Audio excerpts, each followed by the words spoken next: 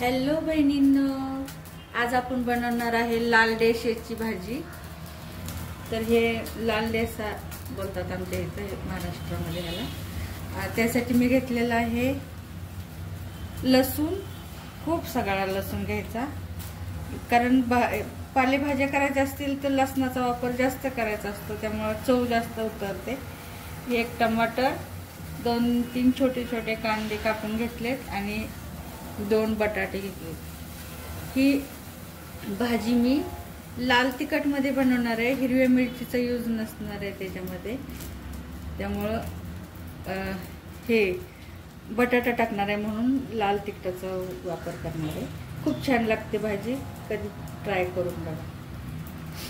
तर आता आपण घेतलेली आहे कढई तापून। आता आपण घालूया थोडंसं तेल। आपण तेल तापवून घेतलेले, थोडंसं जास्त पालेभाजीला जास्त तेलचा यूज नाही करायचा, तसं पण जास्त तेलाचा यूज कधीच नसतं करायचा, पण ते काही स्पायसी रेसिपीला तेल जास्त वापरावं लागतं। आपण टाकलेला आहे 1 चमचा जिरे, 1 चमचा मोहरी। जिरे जरा जास्तच टाकूया, जिरेनं फोडणी जास्त छान फोडणी होते। 2 चमचे टाकले जिरे। आणि आता आपल्याला टाकायचं आहे लसूण। लसूणची टेस्ट खूप छान लागते भाजीमध्ये, पालेभाजीमध्ये, म्हणून जरा जास्त 10-12 कळ्या घेतलेल्या आहेत बारीक करून।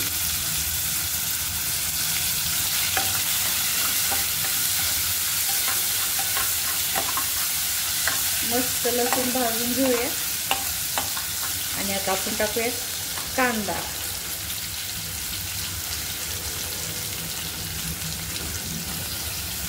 ही भाजी हिरव्या मिरचीमध्ये पण करतात लसूण कांदा टाकून, पण अशी लाल तिखटामध्ये केल्यानंतर अजून टेस्टी लागते। तिला आमच्याकडे देसा बोलतात।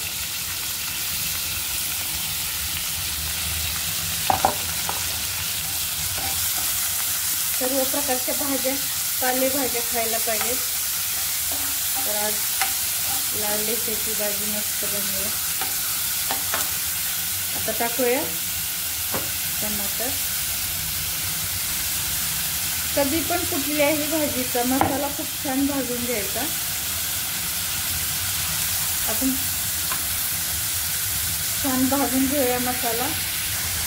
थोडीशी हळद टाकूया। आपण टाकूया चवीनुसार मीठ। आणि अजून छान मसाला परतून घेऊया। मसाला छान परतल्याशिवाय भाजी टाकायची नाही। तर आता आपली भाजी आपण कट करूया। भाजीचा कलर किती सुंदर आहे।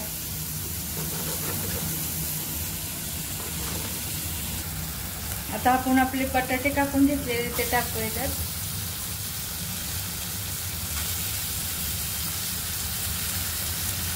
बटाटे पण छान परतूया आणि मग लाल तिखट टाकूया।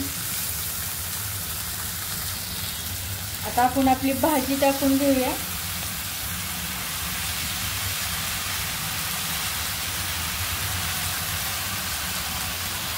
टाकूया 2 चमचे लाल तिखट।